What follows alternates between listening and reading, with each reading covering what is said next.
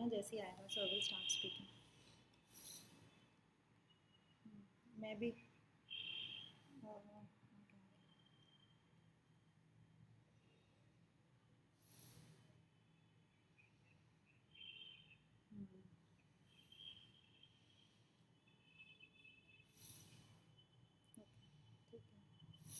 ये मुझे क्यों नहीं नोटिफिकेशन आ रही है? ट्राई करती हूँ.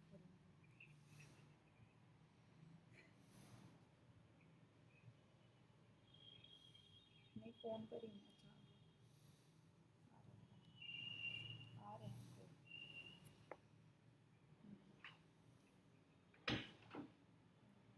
और एक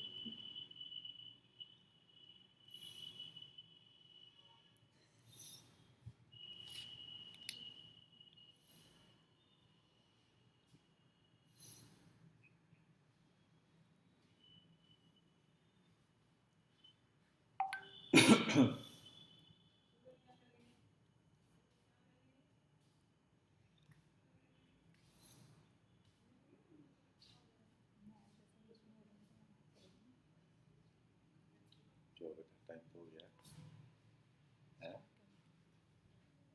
कितना है बोलो? 30 भी थी. बस. नहीं दे आर जॉइनिंग स्टिल. अच्छा अच्छा अच्छा. So you can just say hi. हाँ? You can just greet them. They're just saying hi there. I'm audible now? Yeah. Good evening, boys and girls. Am I audible?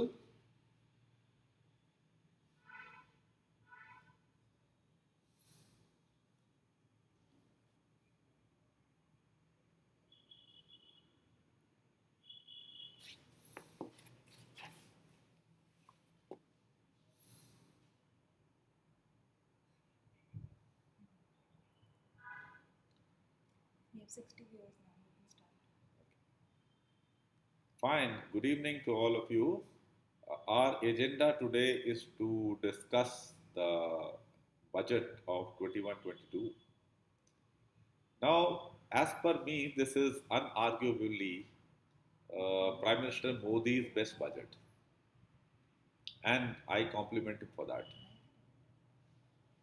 Uh, Presentation of the budget has lost significance in the last 2 3 years because of the numerous policy flip flops and meaningless statements being made. Do we remember that once upon a time, Make in India was a big thing? Next year, there was something known as Assemble in India, which I don't think anybody remembers the name also. And now, suddenly, since the Chinese intrusion in Ladakh, Atmanirbhar has become the buzzword. This is a crisis budget which is being projected as a reformist budget, which it is not actually. The causes of the economic crisis are mismanagement far more than the pandemic. When an economy of about rupees 200 lakh crore has a deficit of about rupees 20 lakh crore in the ongoing financial year, and the planned financial fiscal deficit is about 12 to 13 lakh crores, we are definitely in a crisis. I would like our students and our followers to understand the budget in a holistic manner. To do so, we should understand the contributions to the GDP, the salient features of the previous budget, the fiscal and monetary decisions taken during the current year, and then analyze the present budget. So, the major contributors to India's GDP. Domestic consumption is approximately 55 to 60%. Private investment 30 to 35%. Public expenditure 12 to 15%. Exports uh, hardly mean anything in India. Now, major dubious decisions of the past. In September 2019, the corporate tax was reduced from 30% to 22%, which was supposed to have caused a loss to the exchequer of about 1.45 lakh crore. This was done at a time when the growth was going down And all economists were suggesting that the government should take actions to improve the demand. But government didn't do that, and they came up with this idea. The false propaganda regarding this decision was that it will attract private investment and thus increase jobs. Since the capacity utilization of the industry was below 70%, the big corporates used the savings to reduce debt, improve their profits, and maybe buy electoral bonds of BJP. Private investment did not increase, nor did jobs get created. So, this was from the perspective of the masses of India, it was a bad decision. Salient features of the previous budget: the government had proposed an expenditure of 27.8 lakh crores, which was 13.4% above the revised estimates. The receipts were expected to increase by 14.2% to rupees 20.8 lakh crores. The GDP growth, nominal growth, was expected to be 12%. The revenue deficit was targeted at 2.3% of GDP. The fiscal deficit was targeted at 3.3% of GDP. Other major economic decisions relevant were aviation. There was creation of 100 new airports were planned. There was planned redevelopment of 4 new railway stations and operation of 150 passenger trains through PPP model. Roads, monetization of at least 12 lots of highways, bundles of over 6,000 kilometers before 2024. Development of 2,500 kilometers access control highways, 9,000 kilometers of economic corridors, 2,000 kilometers of coastal and land port roads, 2,000 kilometers of strategic highways. This investment target of rupees 2.1 lakh crore. Privatization of LIC. We do not know. We do not know as to what happened to all these plans of infrastructure creation. Government doesn't bring out in normal course. That is what one should be doing in the budget. But anyway, we have got used to these things. A sense of the good and bad decisions taken prior to the lockdown. The GDP had reached a low of 4.2%. Unemployment had reached a 45-year high.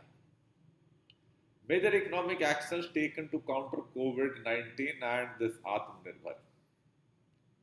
MSME support. Rupees 3 lakh crore guarantee was announced for MSMEs by the government. The government amended the rules of 2017 to disallow global tenders in government procurement up to 200 crores, as announced in the Atmanirbhar Bharat package. The policy has not been much effective. Manrega. An additional amount of rupees 40,000 crore was released during COVID-19. The earlier allocation was 60,000 crore. This was of great help. Oil price hike. To compensate for the loss of revenue, the government raised prices of oil and LPG.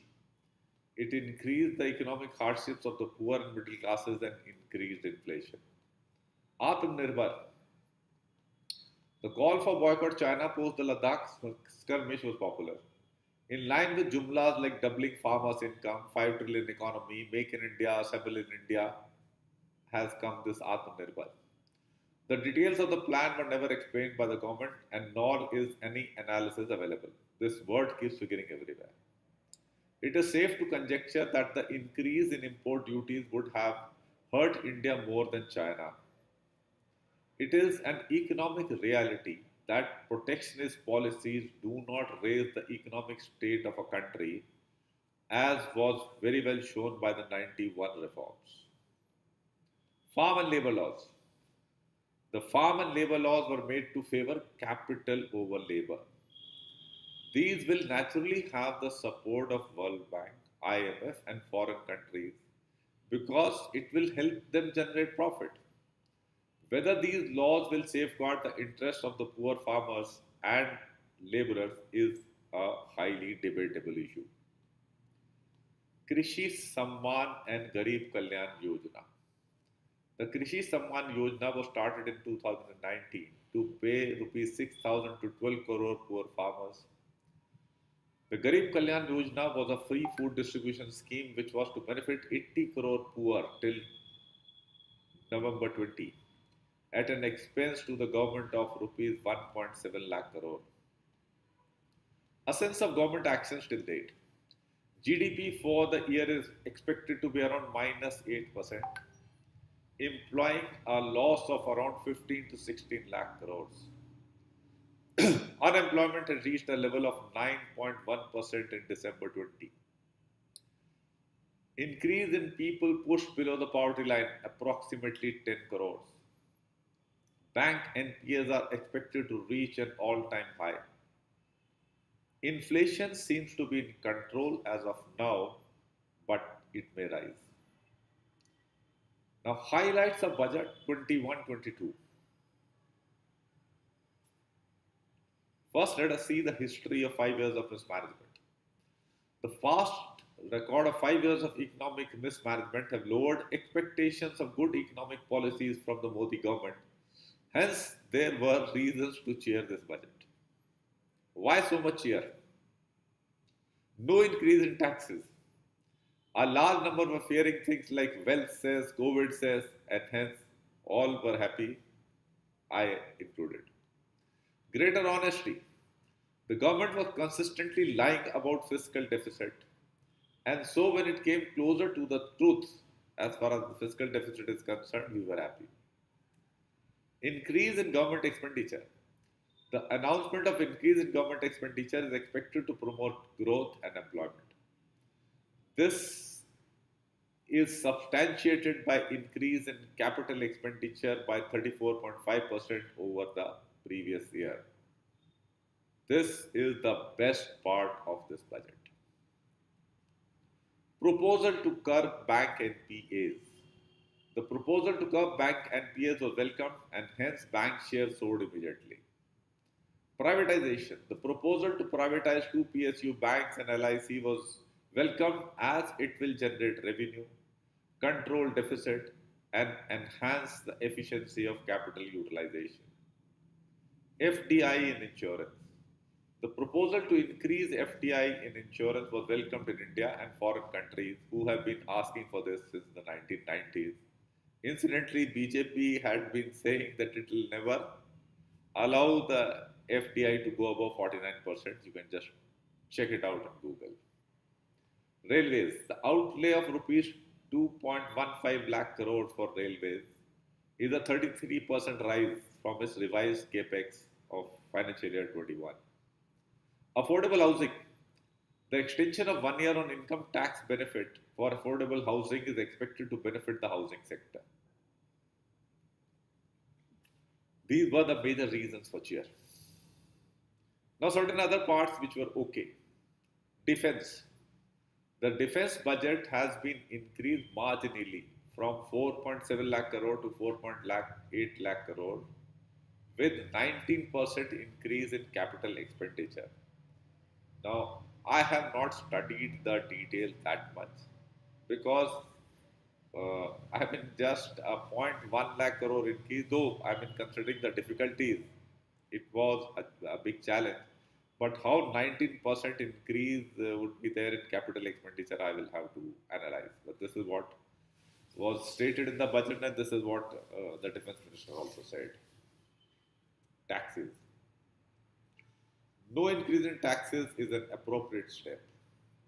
Health and well-being. There is substantial increase in investment in health infrastructure, and the budget outlay for health and well-being is rupees over 2 lakh crores as against the years planned earlier 94,000 crores, an increase of 137%. This was needed. I would request you to read what Mr. Chidambaram has said in the Indian Express about this to get a clearer perspective. Bad parts of budget. Very, very important. Very, very serious issue. Unemployment. This government has never been talking about unemployment as a problem. Never. Continues to do so. It is the biggest economic challenge for India today. There were no words spoken on the subject. This problem has been consistently ignored. Increased infrastructure spending, promotion of affordable housing will generate some employment, but it may not be enough. The persons laid off in the services industries, MSMEs, self employed, have received no support. I recommend that you listen to the interview of Mahesh Vyas by Karan Thapar for The Wire. It will give you a good idea of what is happening. 64.7 million people dropped out of the labor force. This included 22.6% women. These are some of the highlights I'm just giving, but details you can get from there. Private investment. The government spending on the infrastructure and promotion of affordable housing may attract private investment, but till such time as demand does not pick up, private investment is unlikely to pick up. MSMEs. They contribute approximately 30% of India's GDP, 45% of manufacturing, and employed 12 crore people. They were badly hit by the lockdown and needed support. We do not have any data about their current status. But since the top corporates have benefited and stock market is soaring while the GDP is down, it is safe to assume that the MSMEs have suffered considerably. As per Chidambaram's statement, approximately 35% of MSMEs have closed down permanently. Help to people below poverty line. The Garib Kalyan Yojana should have been continued for another 6 months because the crisis for livelihoods of people continues. Manrega is supposed to be an open-ended scheme. The budget allocation for it has been reduced. The demand for it was highest in the ongoing year. It has come down, but more funds should have been allotted to this because it's a very, very beneficial scheme and bottom of the pyramid people need it. Services, aviation and tourism industry. The services, aviation and tourism industry receive no support and will continue to languish. Cess on oil. Petrol, diesel, and LPG are very costly. The additional cess announced will have a greater impact, though the government is saying that somehow, the prices will not rise somewhere, the excise duty will be reduced and all that. We'll have to see what happens. During the course of the year, the oil prices are expected to rise because as the demand for oil in the world rises, the oil prices rise. They were at a very, very low point. So the impact of these high prices will accentuate and even impact inflation. Some of the aspects in the budget which I'm not very sure about and I would like you to analyze independently. NPA crisis.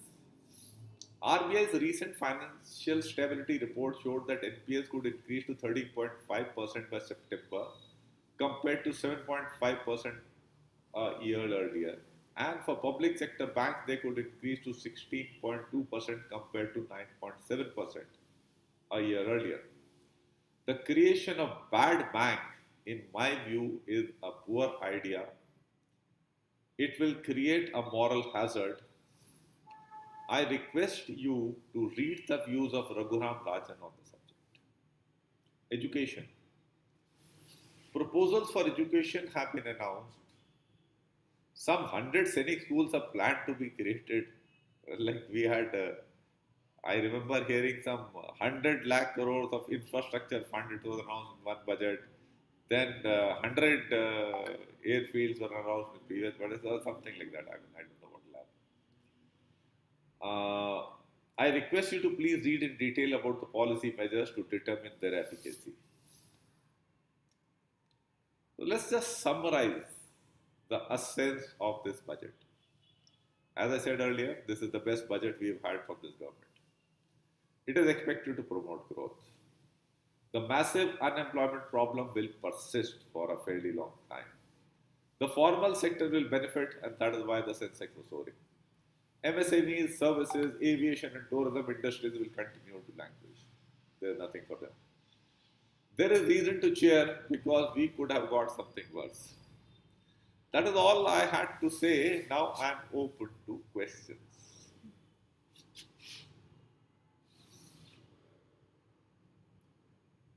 We have received this question from Parvati saying, what according to you is good? Government going for policy which leads to India becoming a manufacturing hub rather than making policy which promotes and enhances innovation along realistic education policies. They are not, you see, there is no divergence in these subjects, and they're different. Both the things should be done. So I am not able to understand how there is a conflict between the issues. Government should make efforts to make India a manufacturing hub. That talk has been going on since this government came. That's why Make in India came, then Assemble India. So these steps are required. See, we have serious problems. We have so much of disguised unemployment in the agriculture sector. As it is, the unemployment rate is 9.1% as per December figures. So we need these issues. And education improvement is also required. Both the things are required. Next question. Comment on the limited space given for expansion of railways fiscal deficit. You see, limitations are imposed on the government now. You see, when you have had 5 years of consistent economic mismanagement, that is why I told you the essence of before pandemic where we were. Our GDP had come down to 4.2%, unemployment had reached a 45-year high. So the situation was bad. Then we had an unplanned lockdown, which was again bad. And because of that, we have seen in the year, we have lost about 15, 16 lakh crore. So now, when we are in this kind of a state, stimulus is required for infrastructure development.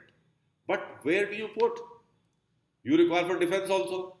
China is there, intrusion in Ladakh, some activity, village being coming up in Arunachal Pradesh, and things have not got diffused, and they will continue. So problems are there, and there is paucity of funds. So what is given, I would say, not bad. Next question is from Siddhant. He says that does this budget provide enough stimulus to save India from COVID crisis? You see, COVID crisis, I will speak in isolation, will not involve budget in it. You see, it's a very good thing that we have been able to create these vaccines. The efficacy of these vaccines will prove, I mean, we'll learn about it over a period of time, but they seem to be reasonably fine. And as per me, unlike the Europe and the West, the COVID crisis, as far as India is concerned, is practically over. The second wave and all that, which is happening in Europe, continuing, and they're doing all safety measures and all that, probably will never be needed in India. We have, in my view, already reached a stage of the herd immunity. Data will find it difficult. Some Sero survey data showed that in Delhi, it was found that 50% had been affected. So what came out in a data, probably the real figures would be more. And where I stay in Meerut, I am sure it will be higher. So the situation is likely to be similar elsewhere. So the corona problem is more or less over. And these vaccines, I don't know, by I would say, that's my conjecture, by August, September, I think these vaccines would have reached the people, and this issue would have been more or less resolved in my assessment. This question is from Saina. How is disinvestment a good idea? When the economy is not doing well, one should focus on generating non tax revenues other than disinvestment. Is selling assets a good idea? Disinvestment is basically reducing capital assets. Also, there is a danger of government selling the PSUs at throwaway prices to its cronies, as in the case of BPCL. Yes, this point is there. You see, disinvestment and privatization will always have pros and cons. That is why no government has been able to carry out the planned disinvestment. Like the previous year disinvestment plan was over 2 lakh crore. Actually, they did below 20,000 crore. So, I mean, the figures were, they were nothing. I mean, Air India government has been trying to sell, I don't know for how many years. Thing is, I will tell you my personal view. I am in support of privatization. The reason is it enhances efficiency of utilization of capital. And government always does a bad job of handling money. There are profitable PSUs, definitely, but in my view, with privatization and increased transparency, their efficiency will improve. And the government can then get the corporate tax. So that is how I look at it. And in any case, today, if you see, we are in such a crisis. I mean, that if you look at India as a small home, you were to, you know, keep things going and people surviving, you got to sell the family silver. That is my view on this. The next question is majority of lower middle class and middle class families expected tax cut. Any savings through tax cut will eventually be spent, thus boosting economy and would increase savings, thus enhancing spending capacity. 50% of GDP is obtained through private consumption expenditure. What are your comments on this? I totally agree that the consumption is very important. It's not just 50%. I showed you in the initial data. It is somewhere 55 to 60% is private consumption. So this issue is there, but then government has to keep running. And what do you say? They have not increased any taxes. That itself is a good thing. So let us not have such high expectations. Reduction of taxes is a good thing. But considering the present scenario, I feel I'm okay with it, that it was not touched. Reduction, I never thought that they will reduce taxes. Next question is from Nandini. She says that comment on the approval of NH 66, which has been given emphasis in this budget. The NH passes through the states in which elections are due in the upcoming months. And Nandini, yes, your point is valid. You see, after all, decisions are taken based on political considerations are always relevant, and then this government is about elections all the time. They're always in election mode. Let us look at the positive side of it. That they may get votes, fine. But one is that if elections were just once in 5 years, then probably that much of infrastructure wouldn't have gone to these places. At least because elections are coming and all elections are not taking place simultaneously. So this infrastructure development is taking place. Yeah, this was being highlighted by all opposite. I mean, most people noticed it. But well, that is a reality, and let us live with it. Do you agree that the center needs to shift farmers towards self-reliance by decreasing the various food and fertilizer subsidies, which amounted up to 4.23 lakh crore, which resulted in a very high fiscal deficit? See, This point is debatable. I am in favor of market forces determining the running of the economy. So all forms of subsidies are bringing inefficiency. Direct transfer of money like this Krishi Samman stuff, that is better. And because of this subsidies and all, so much of urea has gone off. I don't know where all it would be going to black market or going to other countries and being used to make milk also in places like around me. That's what we keep hearing. So overall, your point is totally valid.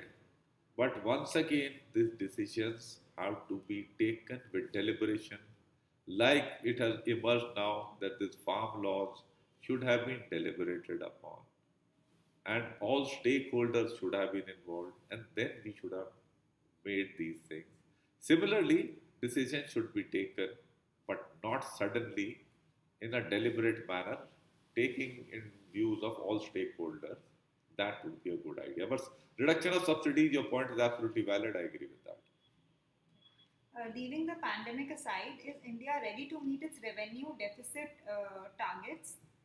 Even if there was no pandemic, our budget would not have met the revenue and fiscal deficit targets. There's no doubt about it. So that is what I said, that why we are cheering is that they are being honest, a little bit honest now. Otherwise, dishonesty was a part of it. Definitely, we would not have met. We were not meeting earlier also. Fine, we would not have met definitely. Firstly, because the revenues were reduced. As it is, they were, over assessed. Like example of disinvestment, over 2 lakh crore, you are getting 19,000 crore. So mismatch was there, even without pandemic. Probably had the pandemic not been there, I mean, this is, we are getting into conjecture, they would have again been fudging figures. Fine. So we wouldn't have met the target. Definitely, yes. This question is from Kanika. Sir, in which sector do you feel budget allocation could have been reduced to provide additional funds for other sectors? Reduced. Yes, this is a very nice question. It doesn't figure here in these things. A word we have been hearing since this government came: minimum government, maximum governance. The government should start reducing its own expenditure. Just Google and see how much money is spent on Prime Minister Modi. I was just reading somewhere some 3,000 people are deployed for his security. That's something like 4 battalions and 1 brigade to guard one person. And this parliamentarians and all that, they have got used to uh, the lifestyle and all that, and they do not want to, cut down on their expenses in any manner. This is how we should start. You can just read a little bit about how Lal Bahadur Shastri used to lead his life. You will get an idea of how things can be done. Leadership should set personal example. So from there, reduction would come.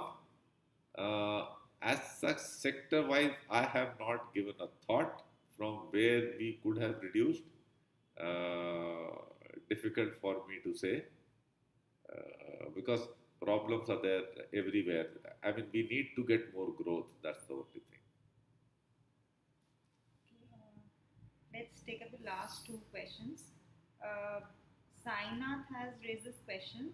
Petroleum and diesel are the biggest gambles ever played by the government against people of the country.